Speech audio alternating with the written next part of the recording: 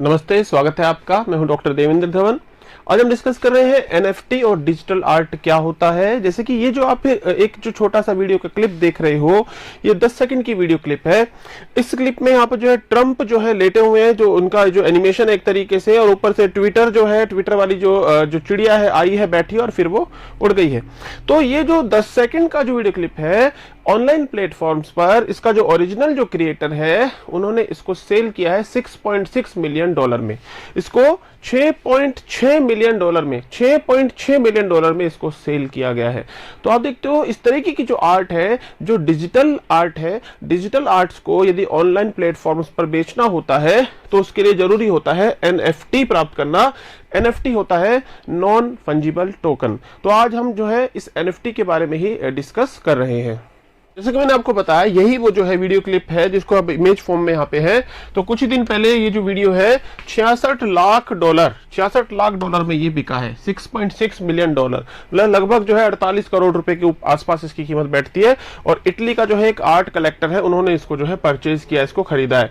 तो ये जो एनएफटी फॉर्म में है, देखो एनएफटी फॉर्म, एनएफटी टोकन का मतलब क्या हुआ यहाँ पर कि जिसने इसको बनाया है, जो ओरिजिनल ये जो क्लिप है, उन्होंने इसको एनएफटी करवा लिया है, नॉन फंजिबल टोकन प्राप्त कर लिया है। मीनिंग ये है कि जो ओरिजिनल क्लिप है ये सिर्फ एक ही है।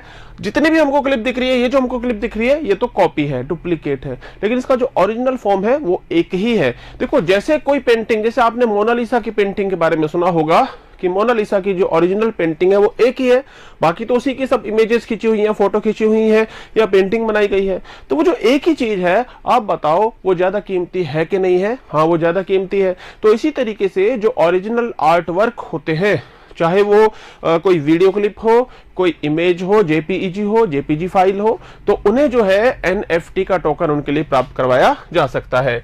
तो ये जो था, जो इसमें मैंने ट्रम्प की बात हम कर रहे हैं, ट्रम्प जो है यहाँ पे एक तरीके से घास पर गिरे हुए हैं या लेटे हुए हैं। तो कंप्यूटर जनरेटेड वीडियो है, बनाया गया है। इसे एनएफटी यानी नॉन फंजिबल टोकन कहा जाता है। इसका एक ही ओरिजिनल वीडियो है और बाकी सब तो क्या है, डुप्लीकेट है, इसीलिए इसकी कीमत है। खास बात यह है कि जिस भी व्यक्ति ने इसको खरीदा है वो आर्ट कलेक्टर है, इटली में जो है आर्ट का कलेक्शन करते हैं, और वो आगे भी इसको बेच सकते हैं क्योंकि ओरिजिनल जो है वो एक ही रहेगा। ऐसे ही ये वाली जो एक जेपीजी फाइल है, ये जो जेपीजी फाइल है, ये $69 मिलियन में बिकी है। $69 मिलियन मतलब $690 लाख में ये वाली जेपीजी फाइल बिकी है। तो ये भी क्या है, एनएफटी है। ओरिजिनल जिसने बनाया है उसने इसका एनएफटी प्राप्त किया है, नॉन फंजिबल टोकन प्राप्त किया है, और फिर इसको सेल किया गया है।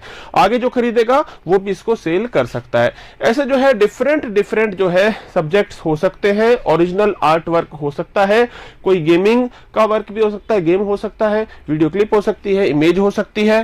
तो नॉन फंजिबल टोकन क्या है? देखो, नॉन फंजिबल टोकन की अपनी खासियत होती है, किसी खास वस्तु, कला, पेंटिंग की डिजिटल कीमत को दर्शाता है।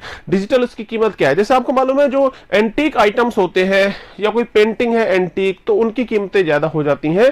ठीक वैसे कंसेप्ट यहां पर है। उदाहरण के तौर पर आप एक पेंटिंग बनाते हैं और उसे एनएफटी वाले जो प्लेटफॉर्म है उस पर जाकर इस पेंटिंग को एनएफटी में कन्वर्ट करवा लेते हैं।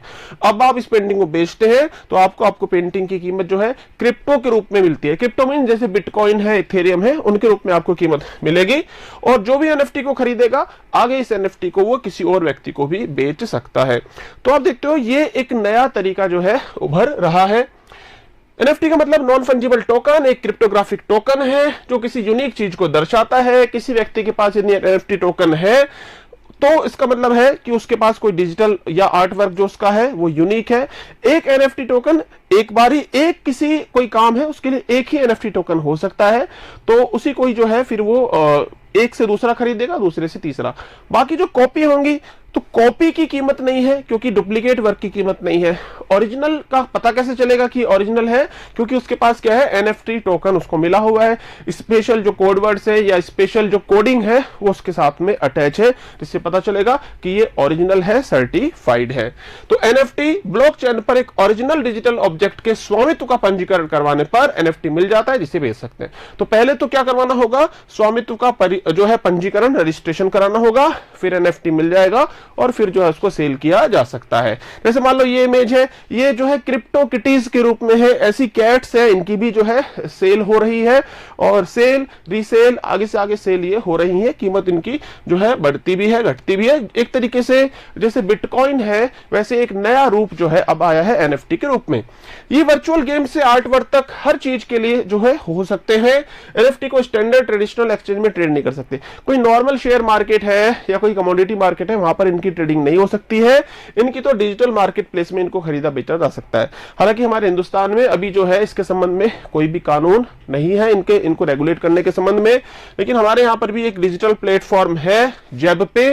तो भारत में एनएफटी का जो है एक डिजिटल प्लेटफॉर्म है जेब पे, और ये जेब पे है इसने डेजल जो है एक प्लेटफॉर्म बनाया है। तो भारत की सबसे पुरानी और चर्चित क्रिप्टो एक्सचेंज है जेब पे, उन्होंने अपना एनएफटी टोकन जो है वो लॉन्च कर रहे हैं और उसका जो नाम दिया है डेजल।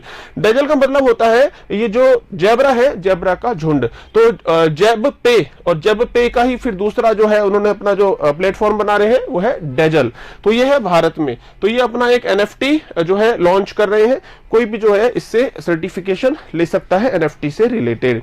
जैसे ये मैंने आपको बताया क्रिप्टो किटीज, तो ऐसी बहुत सारी जो है कैट्स है डिजिटल प्लेटफॉर्म पर डिजिटल मार्केट में है, जिन्होंने भी इसको ओरिजिनल बनवाया है बनाया है और एनएफटी प्राप्त कर लिया है, वो इसको क्या कर पाते हैं, सेल कर पाते हैं।